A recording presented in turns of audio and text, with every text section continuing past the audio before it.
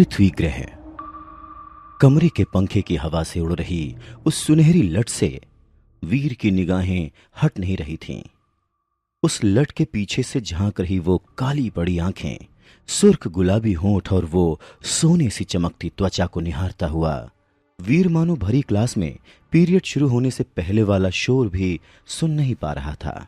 18 साल का खूबसूरत नौजवान वीर प्रिया को निहारता हुआ अपनी सीट को यूं पकड़े बैठा था मानो सीट छूट जाएगी और वो स्प्रिंग की तरह हवा में उछल जाएगा।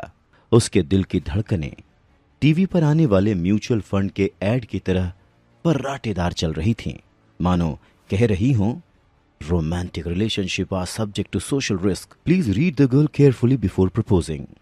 पर दिल है कि मानता नहीं। वीर से अब रहा नहीं जा रहा था और वो अपने बैग से एक लाल गुलाब का फूल और एक पिंक कलर का कार्ड निकालता है और धीमे से जाकर प्रिया के सामने खड़ा हो जाता है।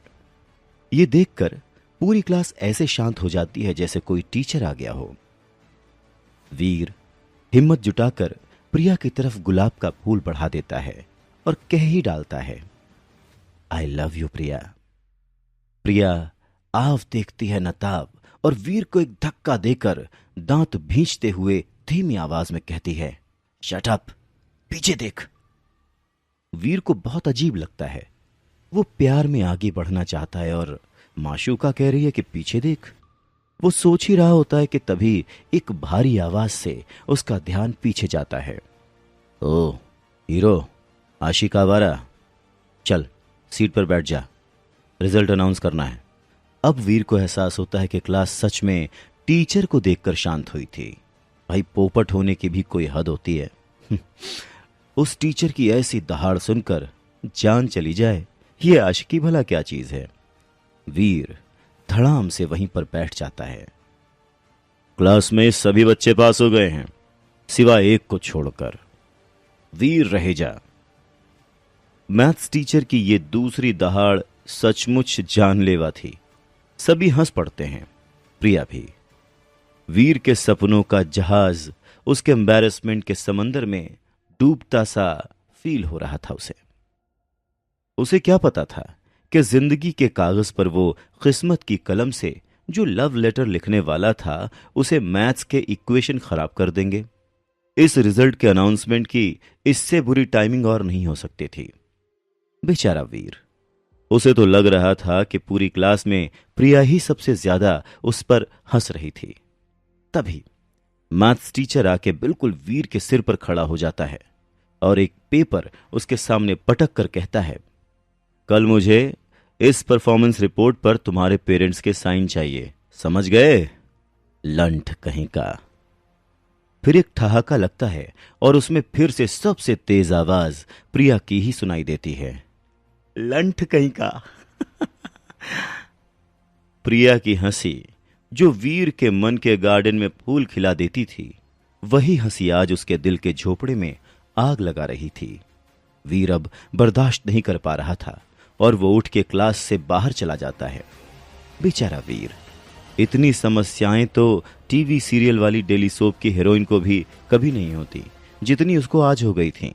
मैथ्स और प्यार में ज्यादा फर्क नहीं है, दोनों ही कॉम्प्लिकेटेड होते हैं। इसीलिए अपना वीर दोनों में ही फेल हो गया।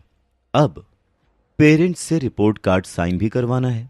घर में मम्मी और बहन है, पापा तो अब रहे नहीं। बिजनेस राइवलरी में किसी ने उनका मर्डर कर दिया था। तब से ही शायद वीर का पढ़ाई में मन लगना बंद हो गया था। अरे आज तो बड़ी जल्दी आ गया।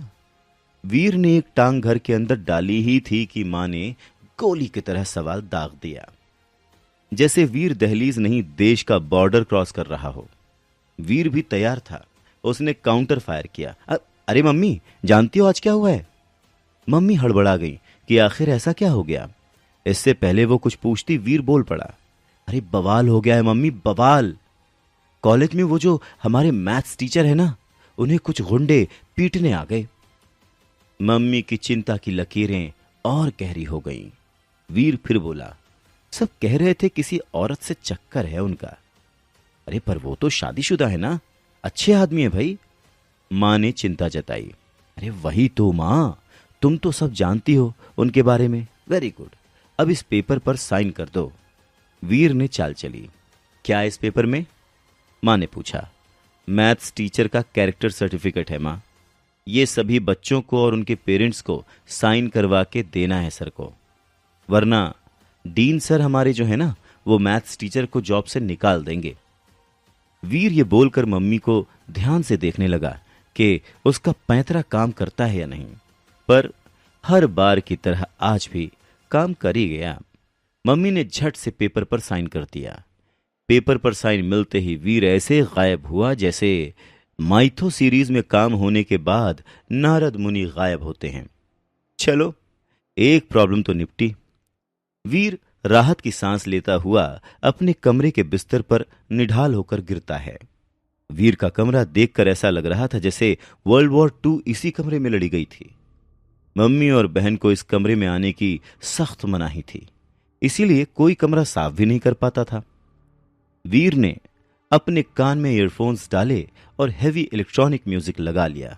तभी अचानक उसी म्यूजिक के बीच से एक आवाज सुनाई दी। वीर पुत्र। ये आवाज जानी पहचानी थी। वीर दहशत में आ गया, पर इससे पहले वो कुछ कह पाता या कर पाता, उसके मोबाइल की स्क्रीन से डॉक्टर खुराना का हॉलोग्राम पॉपकॉर्न की तरह उछलकर बाहर आता है। उस हॉलोग्राम को अचानक देखकर वीर के हाथ से मोबाइल छूटकर नीचे गिर जाता है। हार्ट अटैक करवाओगे क्या अंकल? वीर झल्लाता है। डॉक्टर खुराना का हॉलोग्राम बढ़कर अब वीर के कद का हो जाता है। वीर फिर झल्लाता है। आप इस तरह मेरी लाइफ में जब चाहे तब नहीं घुस सकते। खुराना उसकी भावनाओं को समझते हुए कंसर्न दिखाते हैं। पुत्र, तेरे पापा मेरे बहुत अच्छे दोस्त थे, उनकी वजह से आज मैं जिंदा हूं, इसीलिए दुख होता है उनके बेटे को मैथ्स में फेल होता देखकर। आपको कैसे पता? वीर हड़बड़ा जाता है। पुत्र, तुझे तो पता है मैं साइंटिस्ट हूं, कोई भी कंप्यूटर सिस्टम मेरी पहुंच से दूर नहीं है। तुम्हारी लाइफ में हो रही सभी चीजें पता है मुझे, और यही मेरी ड्यूटी है। शायद ऐसे ही मैं तुम्हारे पापा के एहसानों का बदला चुका सकूं। बेटा, मैं जेन्युइनली चाहता हूं कि मैं तुम्हारी कोई मदद कर सकूं।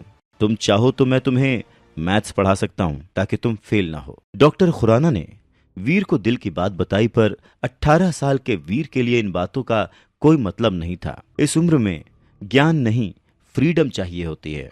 डॉक्टर खुराना फिर वीर को कहते हैं, बेटा, तुम्हारा पढ़ाई में मन नहीं लगता तो कोई बात नहीं, मैं तुम्हें अपनी लैब में जॉब भी दे सकता हूं। तुम चाहो तो अभी से पैसे कमा सकते हो, तुम्हें नई नई चीजें सीखने को मिलेंगी। बेटा, तुम्हें पता है हमारी धरती एकमात्र ऐसा ग्रह नहीं है जहां पर जीवन हो। सच में और भी कई ऐसे ग्रह हैं। वीर सोचता है कि वैसे ही मेरी ग्रह दशा खराब चल रही है और अंकल नए ग्रहों के बारे में सिखा रहे हैं। आखिर कैसे पीछा छुड़ाऊं मैं इस गले पड़ू अंकल से। अब वो समझ चुका है कि डॉक्टर खुराना से पीछा छुड़ाना इतना आसान नहीं था, इसीलिए उसने आसपास देखा और फिर अपना मोबाइल उठाकर पास रखे फिश बोल में डाल दिया।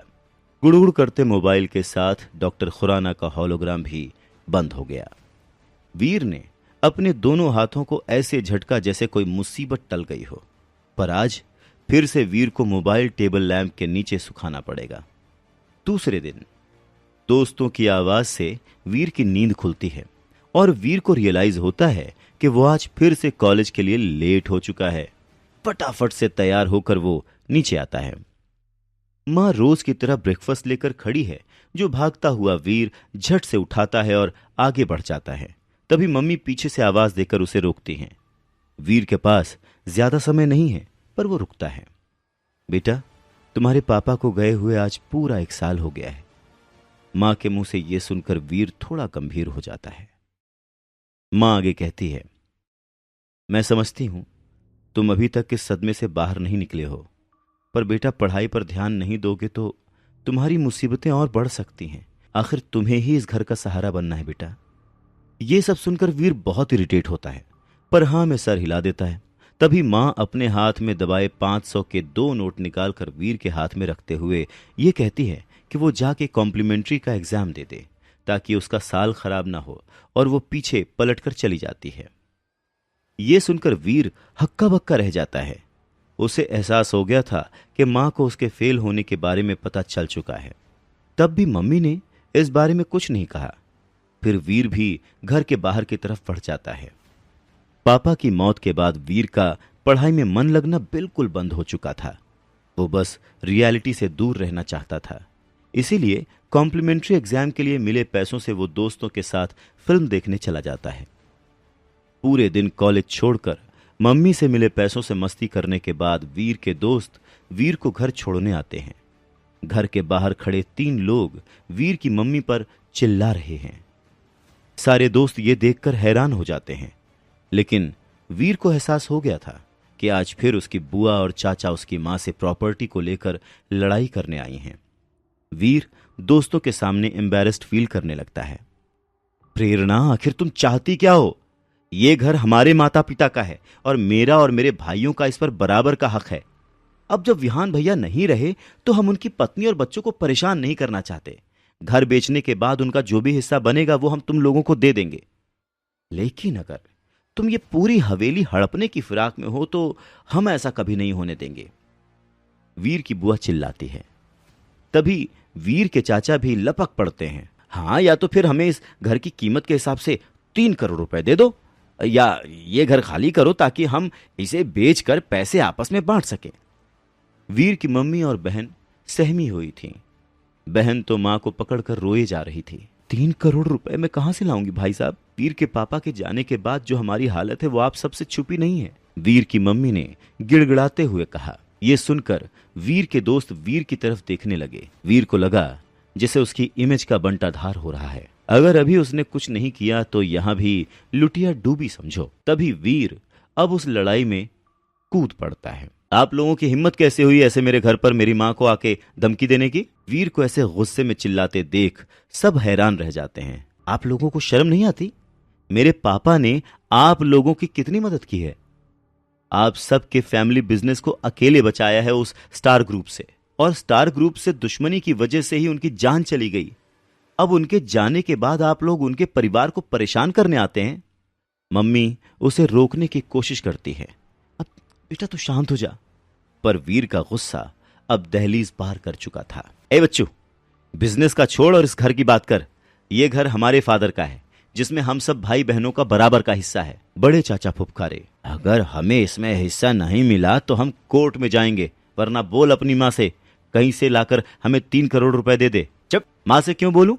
मैं अपनी मां का बेटा वीर, मैं तुम सब से वादा करता हूं कि मैं तुम्हारे 3 करोड़ लेकर तुम्हारे मुंह पर मारूंगा। वीर दहाड़ता है। दोस्तों के साथ खड़ी वो लड़की मुस्कुराती है, जिससे वीर का कॉन्फिडेंस 7वें आसमान पर पहुंच जाता है। अब निकलो मेरे घर से, वरना मैं कुछ गलत कर बैठूंगा। बेटा तेरे पास बस 6 महीने का समय है, देख ले क्या कर सकता है। ये बोलकर बुआ और बाकी चाचा वहां से चले जाते हैं। वीर की मम्मी हैरानी में उसे देखती रह जाती है। वीर भी घर के अंदर चला जाता है। स्टाइल मारने के चक्कर में 3 करोड़ देने के बाद तो वीर बोल आया था, पर वो इतने पैसे लाएगा कहां से? उसने तो अपनी समस्या और बढ़ा ली थी कि तभी